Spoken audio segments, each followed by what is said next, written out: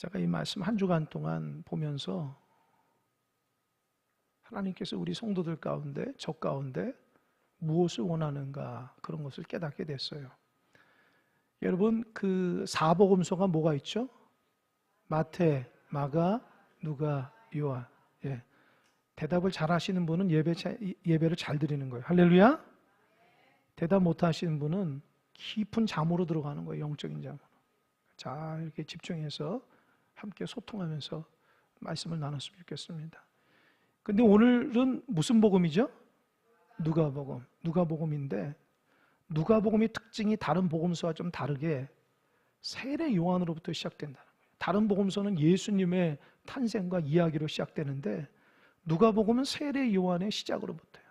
여러분, 세례 요한은 태어나지 못했을 수도 있는데 하나님의 은혜에 태어났어요. 이게 무슨 말이냐? 세례 요한의 아버지가 사가랴, 어머니가 엘리사벳입니다. 이 사람들이 누가복음에 보니까 하나님 앞에 의로운 자예요. 무엇보다도 하나님 말씀 앞에 흠없이 순종하는 자예요. 참 이 부분이 은혜가 돼요. 부모가 하나님 앞에 의롭고 하나님 말씀 앞에 순종하며 그 말씀대로 살아가니까 하나님의 귀한 자녀, 위대한 세례 요한이 나온 게 된다는 거예요. 사가랴 엘리사벳이 한 가지 고민이 있었어요. 뭔지 압니까? 아이가 없는 거예요.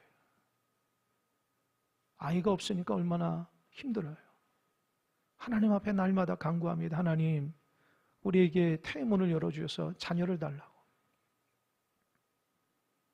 어느 날 사가랴가 제사장으로서 성전에서 이게 제비 뽑아서 하나님 앞에 분향을 드리는 그 담당이 됐어요.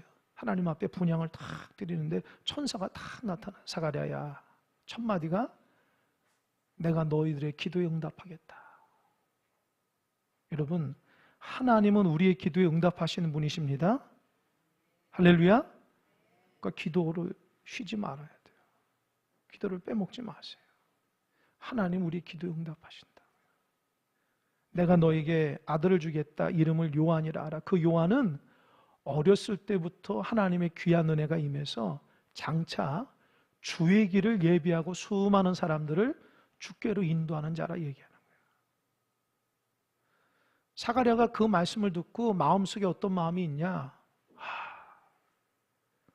하나님의 말씀이긴 한데 우리 아내나 나나 이렇게 나이가 들어서 경수가 끊어졌는데 어떻게 아이를 낳을 수 있을까? 천사에게 되묻습니다. 우리는 나이가 많아서 아이를 낳을 수 없습니다. 그랬더니 천사가 뭐랬는지 아세요? 낳을 수 있다. 너 왜 못 믿냐? 그러면서 천사가 무슨 말을 하냐면은 너 하나님의 말씀을 못 믿었기 때문에 10달 동안 벙어리를 만드는 거예요. 여러분, 이 말씀이 무섭습니다. 하나님의 말씀을 모르면 모를 수 있죠. 근데 하나님의 말씀을 믿지 않으면 하나님께서 벙어리를 만든다는 거예요. 여러분, 한 사람도 벙어리가 되지 않길 바랍니다. 부족해서 하나님의 말씀을 모를 수 있지만 하나님의 말씀을 믿지 못하면 안 돼요. 인간적으로 보면 믿지 못하는 말씀이지만 사가랴는 제사장이잖아. 하나님의 뜻받들어 살아가는 사람이 하나님의 말씀을 모르면 되겠어요? 믿지 못하면 되겠어요? 입을 확 막아버려요. 그리고 나서 하나님께서 역사하심을 10달 동안 말 못하게 하나님의 일하심을 보게 해요. 영적으로 벙어리가 된 거예요. 그리고 하나님 그래요. 야, 내가 얼마나 위대한지 내가 말하는 거 봐라. 너 나 못 믿었지? 그러면서 그 아내 엘리사벳이 10달 동안 아이를 임신해서 배가 나오는 걸 보게 됩니다. 그 10달 동안 사가랴는 뭐가 했을까요? 철저하게 회개했을 거라고요. 내가 하나님 말씀을 몰라서 믿지 못해서 하나님 용서해달라고. 그러면서 그 아이를 위해서 축복기도 했죠. 그 세례 요한이 탁 나오니까 사람들이 너무너무 기뻐하고 그 아이의 이름을 지을 때 요한이라 탁 했을 때에 그 사가랴 입이 열리고 나서 성경에 보니까 2장에서 사가랴 예언이 나옵니다. 그때서 입이 딱 풀려서 첫 마디가 하나님을 찬양하는 거예요. 할렐루야. 하나님을 믿지 못하는 사가랴 입을 탁 막자마자 하나님께서 10달 동안 회개시키고 하나님의 뜻을 알게 하면서 첫 마디가 뭐예요? 하나님 찬양하는 거예요. 할렐루야. 따라 하나님을 찬양하자. 여러분 입이 하나님을 찬양하는 여러분 입이 되시기 바랍니다. 우리 입으로 생명을 살릴 수도 있어요. 할렐루야. 죽일 수도 있고 살릴 수도 있어요. 여러분 입으로 사람 죽이지 마세요. 입으로 식물이나 생물도 다, 동물도 다 죽일 수 있어. 우리 입이 어떤 입이 돼야 돼요? 생명의 입. 할렐루야. 생명의 입이 돼야 돼요. 우리 입이. 사가랴가 깨닫는 거예요. 믿지 못하니까 입을 탁 막아버렸다가 하나님 입을 탁 여니까 그때부터 하나님을 찬양하고, 그리고 사가랴 예언을 딱 보면은 그 아들 세례 요한에 대한 축복과 은혜만인 게 아니고 더 많은 부분이 어떤 부분이잖아요. 세례 요한 뒤에 이어서 태어날 메시아 구원자에 대한 하나님을 찬양하는 게 더 많아요.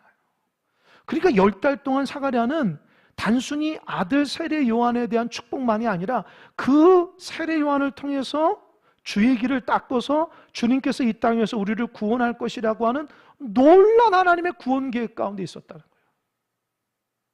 여러분, 기도하게 되면 하나님께서 우리를 이끌어 가실 줄 믿으시기 바랍니다. 내가 이런 기도 제목이 있더라도 하나님께서 우리에게 기도 제목을 바꾸어서 하나님의 뜻에 합당한 기도가 되는 줄 믿으시기 바랍니다. 사가랴는 단순히 아들 세례 요한에 대한 집중하며 기도했지만 기도하다 보니까 하나님께서 그의 마음을 어떻게 해요? 구원자 되는 예수 그리스도의 하나님의 뜻대로 이끌어 가시는 거예요. 기도해 보시는 분은 알 거예요. 기도가 내가 하는 것 같지만 내 안에는 성령께서 하시는 거예요. 할렐루야. 내 의지로 하는 게 아니에요. 기도는요, 하나님이 우리 기도를 이끌어 가시는 거예요.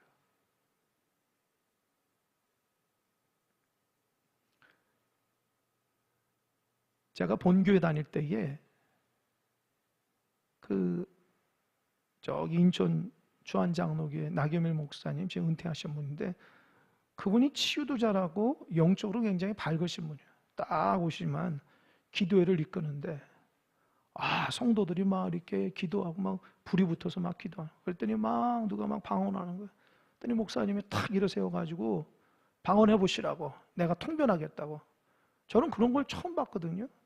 막 열정적으로 막 방언을 하다 보니까 그 목사님이 그런 거예요.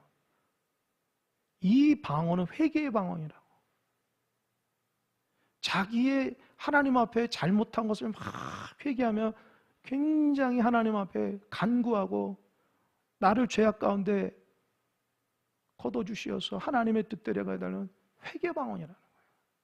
그런데 그 권사님이 깜짝 놀란 거예요. 자기는 방언을 통해서 하나님을 찬양한다 했는데 회개가 나온다는 거예요. 회개가. 다른 사람 다 모르죠. 근데 그 목사님 그래요. 하나님의 축복이라. 할렐루야. 왜요? 회개를 통해서 하나님 만났기 때문입니다. 할렐루야. 하나님께서 자기의 생각을 가지고 기도하지만 하나님께서 하나님이 이끄신 대로 기도를 이끌어 가시는 거예요.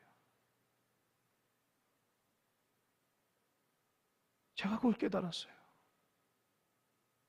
사가랴가 하나님 앞에 기도했을 때에 가졌던 첫 마음이 아니라 하나님 앞에 기도하니까 하나님이 그 기도를 받으셔서 하나님의 그 넓은 구원과 계획 가운데 역사에 나가시는 거예요. 그리고 오늘 본문 3장을 보면 세례 요한의 사역에 대해서 얘기해요. 세례 요한의 사역. 이 세례 요한의 사역에 대해서 첫 성경에서 기록하는 아주 중요한 부분, 3장 2절 자막할 수 있습니까? 3장 2절 한번 본문 봅시다. 3장에 성경을 한번 보세요. 여러분 다 성경 가져오셨죠? 성경 안 가져오면 안 됩니다. 교회 올 때 성경 안 가져오고 교회 성경 가지고 오지 말고 자기 성경 가지고 와야 돼요. 그걸 읽으셔야 돼요. 3장 2절 다 같이 읽겠습니다. 시작. 안나스와 가야바가 대제사장으로 있을 때에 하나님의 말씀이 빈들에서 사가랴의 아들에게 임한 자.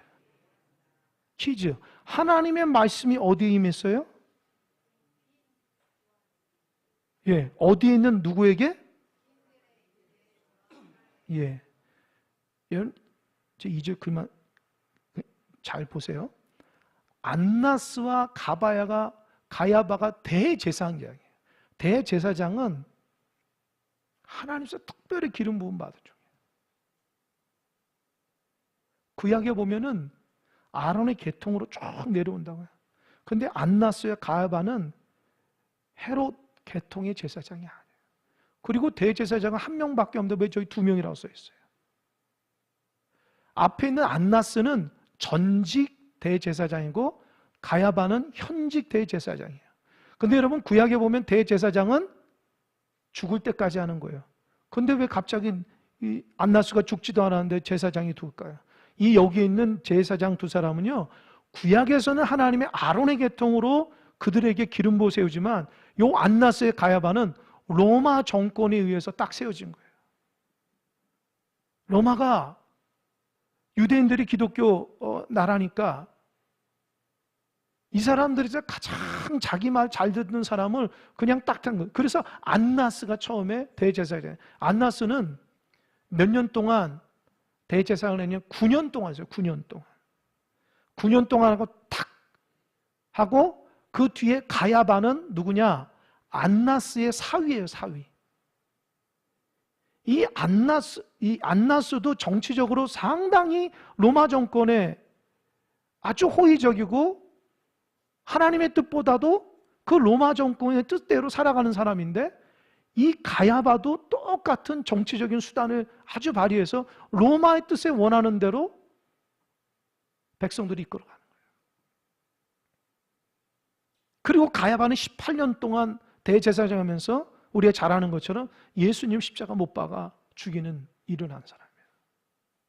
그러면 성전 안에 대제사장이나 수많은 제사장인데 하나님의 말씀이 임해야 되는데 왜 빈들에서 임할까요? 왜 빈들에 임할까요? 성전이 아니고 왜 빈들에 임했어요? 잘 들으십시오. 성전이 타락했기 때문에. 성전에 하나님의 말씀을 주고 싶어도 가야바나 대제사 안나스는 하나님의 뜻대로 순종할 마음이 없는 거예요.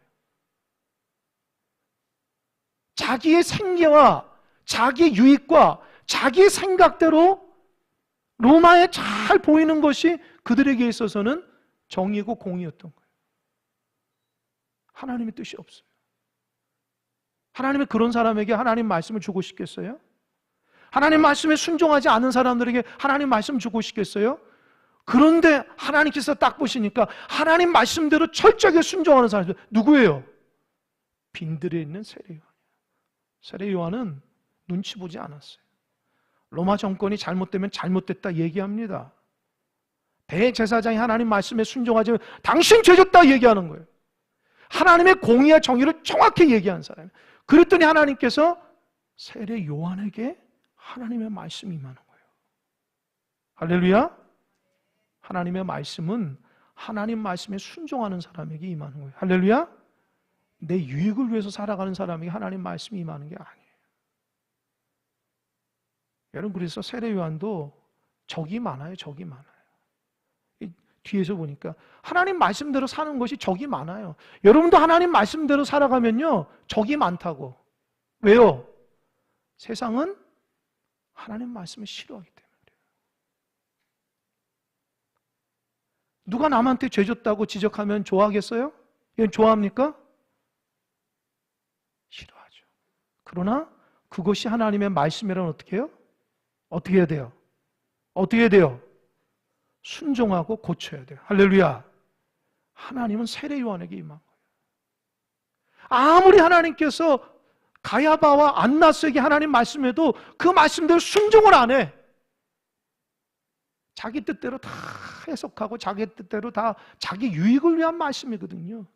그러나 세례 요한은 하나님 말씀 액면 그대로 100% 순종하거든요. 하나님께서 누구에게 임해요? 세례 요한에게 임하는 거예요. 여러분, 예수 믿고 고난받는다는 말이 뭘까요? 그런 거예요. 하나님의 뜻대로 살아가게 되면요, 세상 사람 여러분 싫어한다고요. 고리타분하게 생각하고 왜 꼭 그런 말만 하냐고. 근데 놀랍게도요, 하나님 말씀대로 순종하게 살아가면요, 어쩔 수 없어요. 불의와 함께 할 수가 없고요, 정직하지 못한 것을 눈으로 볼 수 없고요, 하나님의 뜻이 아닌 것을 하나님의 뜻이라고 거짓말할 수 없기 때문입니다. 여러분, 하나님의 뜻대로 순종하며 살아가는 여러분 되시길 바랍니다. 신앙은 우리 뜻을 이루는 게 아니에요. 하나님 말씀대로 살아가는 거예요. 누가 뭐래도, 세상에 어떤 불의가 있더라도 하나님 말씀 따라 살아가죠. 여러분, 우리가 민주주의를 지키기 위해서 얼마나 노력을 했어요. 불의와 타협하지 않았잖아요. 근데 어느 순간 민주주의를 지켰던 사람들이 불의와 타협하게 되었어요? 안 되죠. 그렇게 정의와 공의를 외친 사람들이 다시 불의하면 되겠어요? 안 되죠. 우리도 마찬가지예요. 하나님 말씀이 무엇인지를 알고 그 말씀 앞에 그것이 정의고 공이면 그 말씀 따라 살아가야지 하나님의 영광을 받고 하나님의 역사가 드러나는지 믿으시기 바랍니다. 할렐루야. 그거 신앙생활 잘하셔야 돼요. 자꾸 자기 말이 아니고 하나님의 말씀대로 살아야지. 우리가 부족하고 연약해서 하나님 말씀을 잘 감당할 수 없지만 그럼에도 불구하고 하나님의 옳고 그름은 판단할 수 있는 은혜가 있어야 돼요. 하나님 말씀이 목숨을 걸고 하나님 말씀을 지켜간 세례 요한에 임하는 거예요. 가야바나 대제사장은 하나님 말씀을 액면 그대로 안 하거든요. 그러면 세례 요한이 하나님의 말씀을 받고 어떻게 했어요? 3절을 보니까 요한이 요단강 북구 각지에 와서 죄 사함을 받게 하는 회개 세례를 전파한 거예요. 여러분, 세례가 참 축복이잖아요. 축복의 세례가 아니고 회개의 세례. 꼭 회개하라고 얘기해야 돼요? 예, 얘기해야 돼요. 여러분, 세례 받으셨죠? 안 받으신 분 있나요? 다 받으셔야 됩니다. 세례라는 것은 내가 예수 믿기 전에 세상의 삶대로 내 마음대로 내가 주인 되어서 내가 원하는 살아간 사람이 이제 예수 그리스도께서 나를 위해서 십자가에 달려 돌아가심으로 그 피의 공로로 인해서 내가 하나님의 자녀가 되었다는 것을 믿고 그 뒤부터 내 삶의 주인이 예수님입니다, 하나님입니다라고 고백하는 것이 세례입니다. 그러니까 세례받은 사람은요, 죄악을 끊어버려야 돼요. 내 마음대로 살아가는 것이 아니에요. 초대교회 보니까요, 세례교회가 3년 동안 했다는 거예요. 가르치고 이 사람이 정말 세례 받을 만한 사람인가 사람들이 다 동조하고 동의했을 때 세례를 줬다는 거예요. 그래서 초대교회가 얼마나 믿음에 신실한 순교자들이 많이 나옵니까? 세례 한 번을 하더라도 하나님 말씀 앞에 정말 자기 삶을 드리는 거예요. 세례 받았다고 내 마음대로 살아가는 사람들이 아니었어요. 하나님을 내 삶의 주인으로 모시며 살아가는 사람들이 세례 받은 사람이에요. 요단강에서 세례 요한이 세례를 베풀 때에 죄사함을 회개하는, 죄사함을 어떻게 해요? 죄사함을 받게 하는 회개하세요. 당신들 회개하란 말이에요. 당신들 이런 죄가 있지, 회개하십시오. 그러니까 세례 요한이 세례할 때에 사람들이 자기 목적을 이루기 위해서 오지 않았어요. 물론 그런 사람도 있겠지만 세례 요한은 그 사람에게 당신 먼저 회개하십시오. 그렇게 살면서 어떻게 하나님 말씀대로 살지 않으면서 공의와 정의를 외칩니까? 하나님께 맡겼던 죄를 회개하십시오. 그래서 요단강에서 세례를 베푸는 거예요. 그 사람들이 세례 받을 때 눈물을 흘리고 하나님 잘못했습니다, 이후로부터는 그렇게 살지 않게 고백하면서 이 요단강에서는 막 이 회개의 처절한 눈물과 세례 받고 나서 처절하게 하나님 앞에 감사하는 것들이 막 얽혀설켜 있었던 그 요단강의 사람들이 그렇게 했다는 거예요. 그런데 이 세례 요한의 요단강에서 세례는요, 오늘 본문 보니까 이사야 선지자 예언의 그대로예요. 이사야가 세례 요한서부터 700년 전 사람이에요. 이사야가 하나님께 기도할 때 감동을 받았어요. 주의 길을 예비하기 위해서 세례 요한이라는 사람을 딱 보냈는데 그 사람의 모든 사람에게 죄사함을 하는 회개의 세례를 준다는, 사람들이 세례 요한을 통해서 죄를 깨닫게 된다는 거예요. 자기 잘못을 바라보게 돼서 하나님 앞에 나아가는 길이 열리는 거예요. 여러분, 죄사함이 없이 하나님께 나아갈 수가 없어요. 죄를 품으면 하나님 기도도 응답하지 않는다. 제가 시편의 말씀했다가 이번 주간 다 읽었는데 많이 깨달았어요. 죄를 품고 하나님 앞에 나아갈 수 없는, 하나님 듣지 않는다. 그 죄가 반드시 하나님의 은혜로 회개되어서 깨끗해져야지 하나님은 그거를 받으신다는 거예요. 우리가 생각하는 것보다 신앙이 훨씬 영적인 겁니다. 내가 생각하는 신앙이 요만큼이라면 하나님이 바라보는 신앙은 어마어마한 거예요. 그러니까 세례 요한이 이렇게 요단강에서 회개를, 죄사함을 받게 하는 회개의 세례는 이사야 선지자로부터 예언된 일이 그대로 이루어진다. 이 세례 요한의 사명은요, 예수님께서 사람들을 이끌어가는 거예요. 세례 요한이 사람들이 당신은 정말 대단한 것 같다고, 당신 메시아 아닌 것 같냐 했더니 세례 요한이 나는 아니다라는 거예요. 나는 저분의 신들매도 신들매 들지도 못한다는 거예요. 세례 요한은 겸손한 사람이에요. 하나님을 아니까. 그러면서 오늘 본문에 이야기가 전개됩니다. 세례 요한이 요단강에서 어떻게 죄사함을 받게 하는 회개를 했나, 세례를 베풀었나. 첫 번째 7절 한번 보겠습니다. 7절 다 같이 한번 읽어보겠습니다.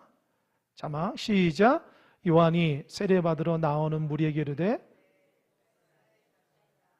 누가 너에게 일러 장차온 진노를 피하려 하느냐. 무슨 자식이요? 제가 여러분에게 좀 옆 사람 보면서 독사의 자식들이라고 한번 말해보십시오 하면 한 사람도 안 할걸요. 근데 세례 요한이 독사의 자식들이라는, 여러분 독사의 자식이 무슨 말일까요? 여기 있는 대상은요, 마태복음을 보면은 바리새인들이나 사두개인들, 그 사람들은 정결하고 깨끗함의 대명사였어요. 하나님 뜻을 이루는 사람이었는데 왜 세례 요한과 예수님도 마태복음에 2번 얘기했거든요. 독사의 자식들이라 했어요. 왜 그럴까요? 독사의 자식이 뭘까요? 독사 알죠? 독사가 뭐예요? 독이 있는 뱀이잖아요. 독사가 물면 어떻게 해요? 죽죠. 이 독사의 자식들이라는 것을 제가 찾아보니까 사탄에 영향받고 있다라는 거예요. 하나님의 영에 사로잡힌 게 아니라 사탄의 영에 사로잡힌. 이제 그들은 되게 하나님의 뜻대로 거룩함을 드러내지만 하나님의 사람 세례면 예수님 입장에서 어떻게 해요? 위선적이라는 거예요. 위선이 뭘까요? 겉과 속이 다르다는 거예요. 말은 그렇게 하지만 내면은 하나도 하나님 말씀대로 살질 않아요. 하나님 말씀대로 살질 않아요. 이걸 어떻게 판단할까요? 그래도 바리새인의 사두개인들이 요단강에 세례바로 나오는데 독사의 자식들이라는 거예요. 여러분 그 말을 들을 때에 얼마나 부끄러움이 있겠어요. 바리새인과 사두개인들이 나를 독사의 자식들이라고 얘기한다고 얼마나 화가 나겠어요. 그러나 세례 요한은 정확하게 너희들은 하나님의 말씀이 있지만 말씀 따라 살지 않잖아. 겉과 속이 다르잖아. 안에는 탐욕이 많잖아. 말은 그렇게 하면서. 그러면서 뭐라고 얘기해요? 누가 너에게 일러 장차올 진노를 피하라 하느냐? 진노를 피한다는 말이 뭐예요? 너희들은 심판받아 마땅하다는 거예요. 여러분 제가 여러분한테 당신은 독사의 자식입니다. 하나님이 심판이 임할 겁니다. 그렇게 얘기하면은 그 말씀을 하나님의 뜻이구나. 받는 사람도 있고 못 받는 사람도 있을 거예요. 세례 요한은 그 눈치 보지 않았어요. 하나님 입장, 저 사람들이 죄를 짓고 있는데 독사의 자식들로 나오는데 진짜 저 사람들이 회개해야지 되는데 회개를 안 한다는 거예요. 하나님 말씀대로 살질 않는다는 거예요. 위선적이니까 사람들을 제대로 인도할 줄 모른다.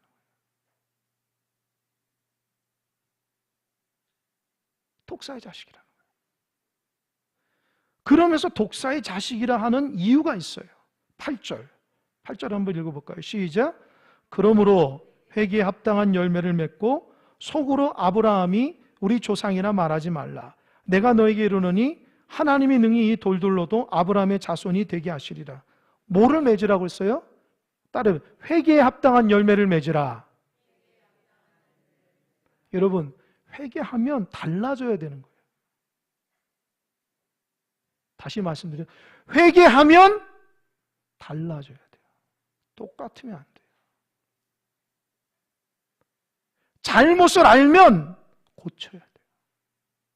내가 하나님 앞에 이게 잘못이라 고쳐야 돼요. 열매가 맺어져야 돼요. 날마다 똑같고 변함이 없고 회개는 시큰했는데 삶이 달라지지 않고 내면이 달라지지 않으면 하나님은 어떻게 하겠어요? 회개에 합당한 열매를 맺어라. 근데 이 사두개인과 바리새인들 왜 회개에 합당한 열매를 맺지 못한 이유가 있어요. 뭔지 아세요? 자기가 대단하다고 생각해요. 자기는 아브라함의 자손이라 생각해요. 선민의식이 많은 거예요. 그러니까 어떻게 해요? 하나님이 아브라함 자손에게 하나님 무슨 심판하겠어? 무슨 지옥 보내겠어? 이런 생각으로 가득 차인 거예요.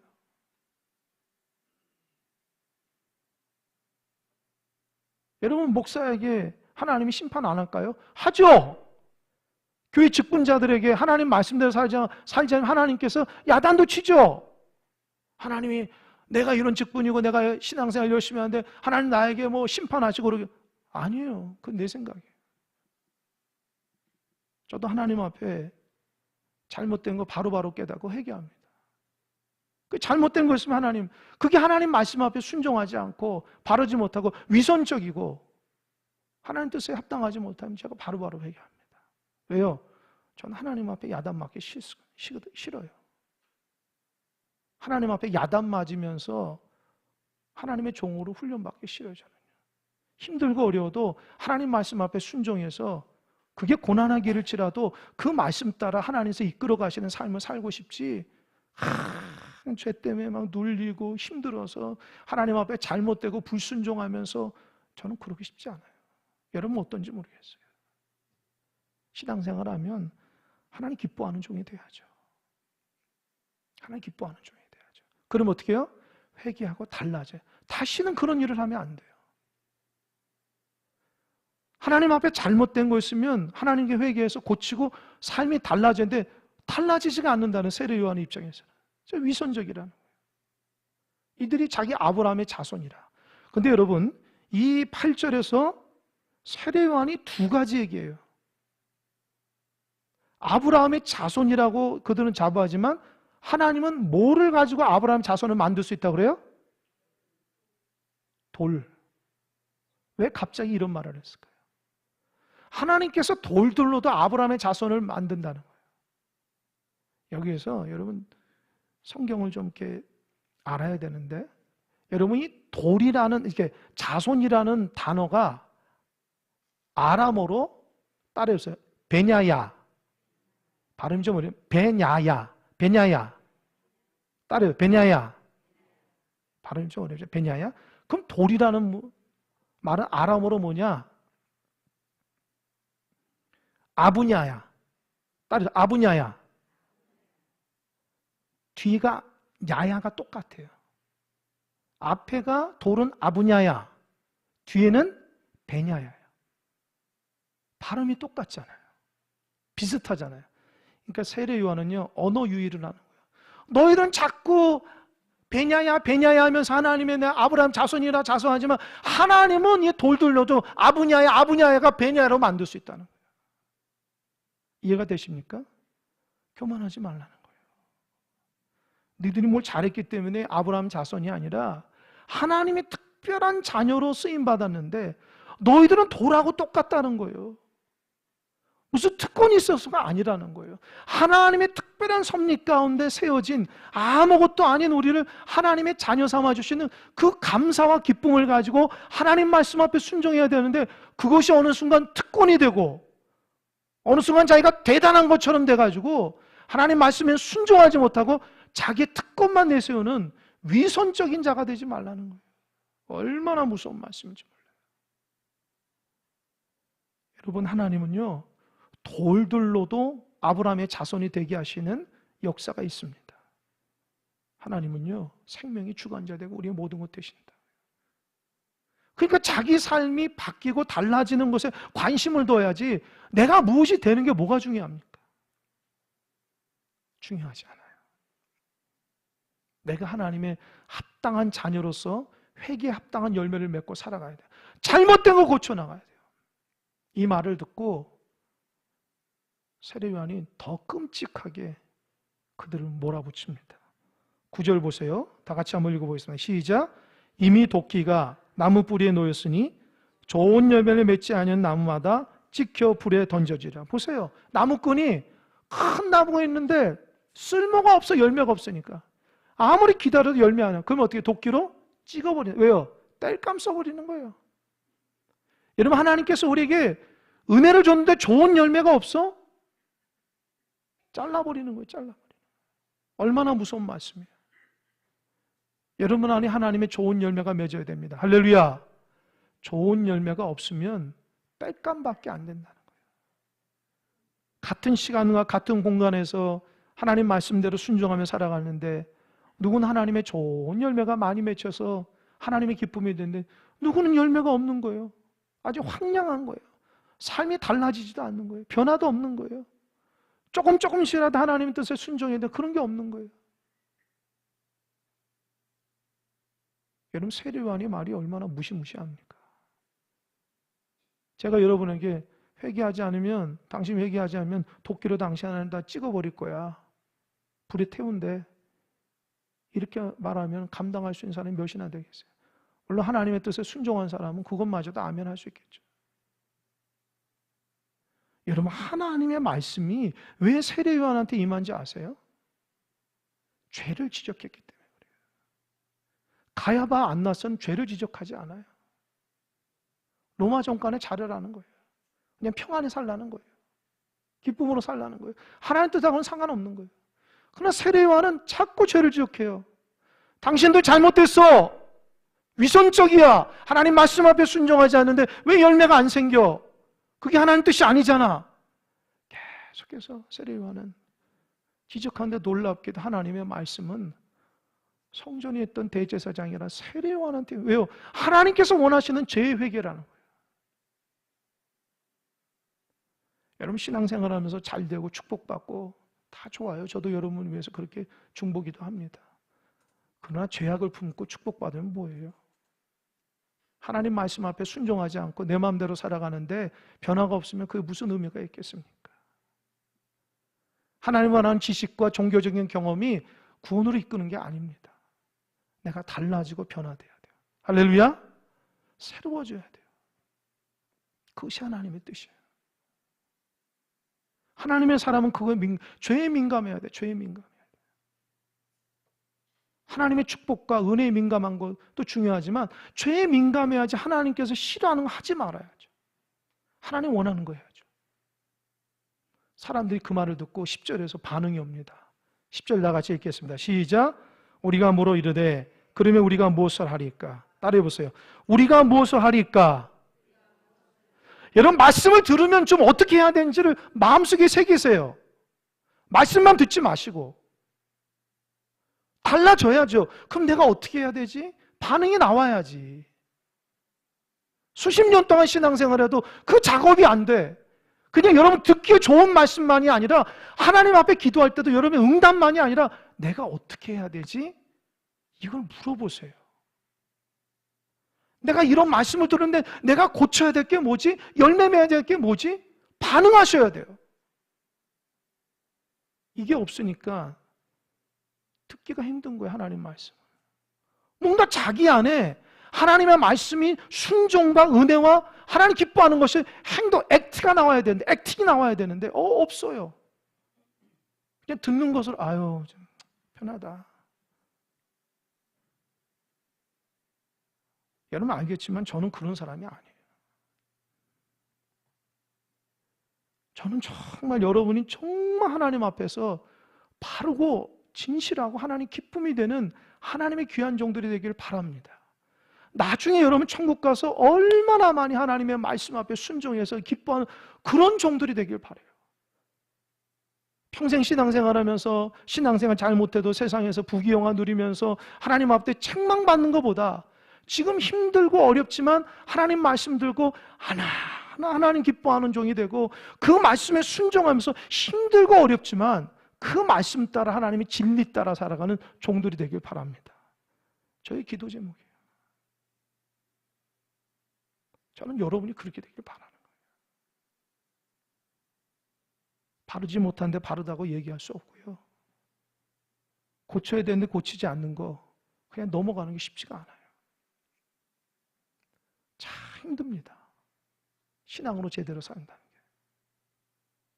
제가 여러분을 볼 때에 예배생활 잘하고 기도생활 잘하고 무슨 교회 열심히 봉사하는 것도 참 중요하지만 삶이 달라지게 하나님께 기도해요. 하나님의 말씀으로 한 가지라도 변화시켜 주십시오. 하나님의 달라지지 않습니까? 하나님 우리가 말씀이 부족해서가 아니잖아요. 하나님 예배와 성전이 없어서도 아니잖아요. 우리 마음판이 하나님을 향한 합당한 열매를 맺고자 하는 열정과 그 하나님을 향한 진리 가운데 살아가고자 하는 열망이 다 사라지면 안 됩니다. 하나님을 위한다고 하면서 진짜 내 자신을 위한 신앙이 아니라 정말 하나님 기뻐하시는 은혜의 백성들이 되게 해달라고 사실 제가 한 주간 동안 새벽마다 기도해요. 하나님 그런 마음 주시는 거예요.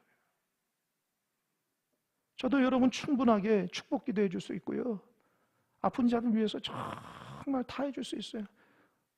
제가 아픈 자들 특별하게 아주 귀하게 여기고 얼마나 열심히 기도하는지 몰라요. 인생의 문제 만나고 저한테 기도하는 사람들은 제가 끊임없이 기도해 줍니다. 근데 제가 바라보는 관점은요, 변화되고 있는 거예요. 신앙이 내 삶을 이끌어가는 거예요. 전혀 달라지지 않는가? 변화되고 있는가? 그게 교회 부흥으로 이끌어가는데 변화가 안 되고 달라지지는 않는데 어찌 하나님께서 교회를 이끌어 가시겠어요? 하나님의 말씀대로 순종하려고 하는 자세가 없고 그 말씀 따라서 죄사함을 통해서 내가 변화되려고 하는 마음이 없다면 하나님의 풍성한 말씀이 나에게 들려줘도 그것이 나에게 무슨 삶이 있어요?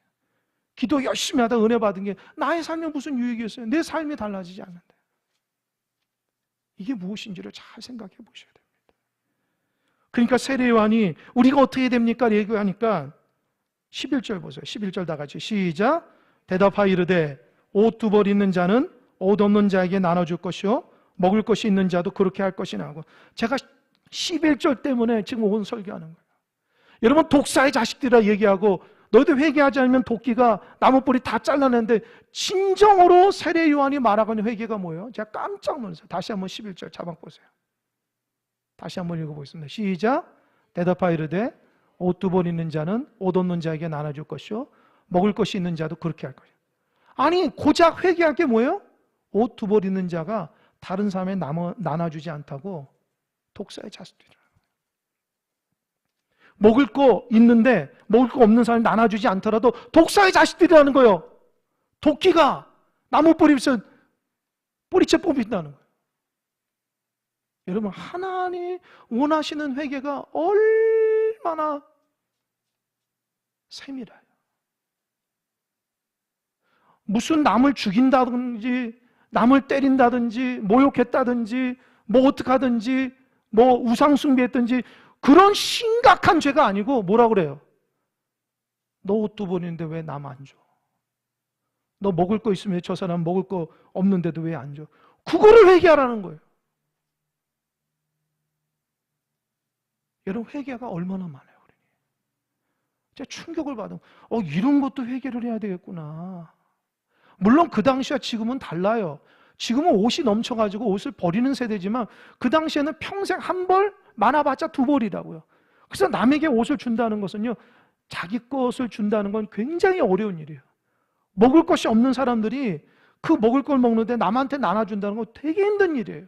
그럼에도 불구하고 세례 요한이 말하고 있는 지적은 사랑할 줄 모른다는 것을 회개하는 거예요. 남에게 베풀고 사랑할 줄 모르고 주의 사랑을 실천하지 않는 걸 회개하라는 거예요. 회개의 기준이 너무 엄격하지 않아요? 너 충분히 나눌 수 있고 베풀 수 있고 생명을 살릴 수 있는데 너만 배부리면 되겠니? 그거 회개하라는 거예요. 여러분 이거 어떻게 해석해야 돼요? 하나님의 회개가 이렇게 너무너무 세밀하고 엄격해야 한다. 내가 무슨 잘못을 저지르면 그 회개하는 거는 그건 당연한 것이고 내 삶 가운데 뭐 이런 것까지 회개해? 아니에요. 회개해야 돼요. 하나님 사랑할 줄 모르고 이웃을 사랑할 줄 모르는 거, 여러분이 당연시되고 있는 거, 내가 죄라고 느끼는 거 말고 죄가 아니라고 생각한 것까지 실천하지 않으면 회개하라는 거예요. 하나님의 기준이 얼마나 무섭습니까? 우리 누구든지 다 회개해야 돼요. 한 주간 살아가면서 주변에 못 먹고 얼버는 사람, 고통 가운데 있는 사람, 그들을 배려할 줄 모르고 따뜻한 말 한마디, 그들에게 옷을 벗어줄 줄 모르고 먹을 것 갖다 주지 못하고.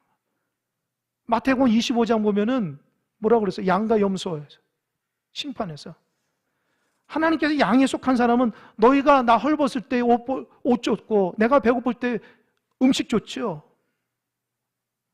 그런다. 아니 우리가 언제 주님께 줬으면 뭐라고 했어요? 너 주변에 작은 자 한 자에게 한 것이 누구에게 한 것이요?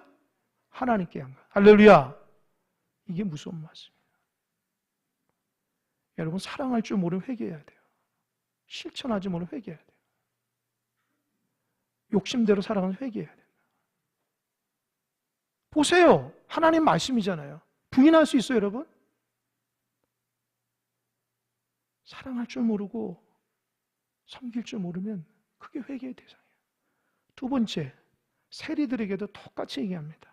12절 보니까 세리들도 세례를 받고자 하여 와서 이르되 선생님 우리는 무엇을 하리까 하며 이르되 부과된 것 외에는 거두지 말라. 그 당시 세리들은요 로마의 정권에 탁 등을 업고 권력을 가지고 로마에서 10,000원 갖고 오라면 사람들에게 어려운데도 20,000원을 걷어가지고 10,000원 자기가 갖고 10,000원 올린다. 그래서 그 유대인들에겐 세리들은 허가된 도둑놈이라고 해서 그래서 그 도둑놈들과 상종을 안 해요. 죄인들하고 똑같이. 그러니까 세리들은요 그게 당연식이에요. 자기 권력을 가지고 마음대로 사용하는 게 그 당연. 하나님 볼 때 공의하고 정의롭지 못한 사람 회개하라는 거예요. 여러분 자기 마음속에 당연하다는 게 없어요. 하나님 보시기에 정의롭고 공의롭지 못하면 회개해야 돼요. 군인들도 마찬가지예요. 14절 보세요. 군인들도 물으리되 우리는 무엇을 하리까 하며 이르되 사람에게서 강탈하지 말며 거짓으로 고발하지 말며 받는 금료를 족한 줄로 아는. 세 가지야. 강탈하지 말라는 거예요. 기분 나쁘다고 거짓 고발하지 말라는 거예요. 또 뭐라고 그랬어요? 금료가 적어가지고 다른 사람 거 뺏지 말라는 거예요. 그 당시 군인들은 로마 정권에 딱 등을 잇고 권력을 가지고 사람들을 함부로 대했거든요. 사람들은 그거 당연하다고 생각하는 거예요. 그런데 세례를 통해 하나님 뭐라고요? 그거 죄라는 거예요. 권력을 함부로 사용하고 자기 멋대로 하나님 보시기에 공의와 정의롭지 못한 거 그거 죄라는 거예요. 그거 지적하고 있는 거예요. 여러분 말씀을 맺겠습니다. 여러분 볼 때는 죄 짓는 것도 하나도 없는 것 같고 나름대로 신앙생활 괜찮게 하는 것처럼 느낄지 몰라요. 하나님은 그거 칭찬할 겁니다. 하지만 회개하지 않는 죄가 있다면 주님은 반드시 말씀으로 지적합니다. 너 사랑하라고 하는데 왜 사랑하지 않아? 섬기라고 하는데 왜 섬기지 않지? 내가 너에게 축복 줬는데 그 축복을 가지고 왜 남용을 하네? 정의롭지 못하고 공의롭지 못하고 네 생각대로 하네? 그거 죄라는 거예요. 여러분 세례 요한의 말씀이 우리에게 들렸을 때에 맞다. 내가 하나님 앞에 죄진 거다. 회개할 수 있는 사람이 하나님의 은혜자입니다. 할렐루야. 그러나 죄를 지적할 때에 받지 못한다? 어쩔 수 없어요. 도끼가 나무 뿌리에 딱 찍혀 나가는 거예요. 우리가 정말 하나님 앞에 합당한 종으로 살아가기 위해서는 진짜 회개하는 마음으로 신앙의 삶을 살아가야 됩니다. 우리는 완벽하지 않기 때문에 하나님의 돌보심과 인도하심이 있어야 돼요. 그 하나님의 은혜만 다 붙잡고 살아가야 돼요. 내가 하나님 앞에 축복받는 것보다 더 중요한 것은 내가 하나님의 기쁨이 돼야 돼요. 죄악을 품고 하나님 말씀 앞에 순종하지 못하며 살아가는 그럭저럭 괜찮은 종교인이 아니라 하나님께서 기뻐하시는, 끊임없이 눈물로 회개하며 참 삶이 그 죄의 문제 때문에 막 힘들고 어려워도 하나님의 뜻대로 막 몸부림치는, 겉으로 볼 때 힘들게 살아가는 것 같지만 하나님 볼 때는 그 사람이 제대로 된 사람이라는 거 잊지 마시기 바랍니다. 결론을 맺겠습니다. 여러분, 죄와 싸우십시오. 죄를 용납하지 마세요. 당연시 돼도 용납하지 말고 죄를 깨끗이 하세요. 그럴 때 하나님께서 여러분을 귀하게 여겨주실 거예요. 평생을 죄 가운데 싸워서 살아갔던 수많은 믿음의 인물들을 보면서 참 그렇게 살아가는 것이구나. 마지막 때까지 우리의 바르지 못한 것을 바르게 살기 위해서 하나님 말씀으로 몸부림쳐야 되는구나. 이런 말씀을 잘 마음속에 새겨서 회개에 합당한 열매가 있는 여러분 되시기 바랍니다. 기도하겠습니다.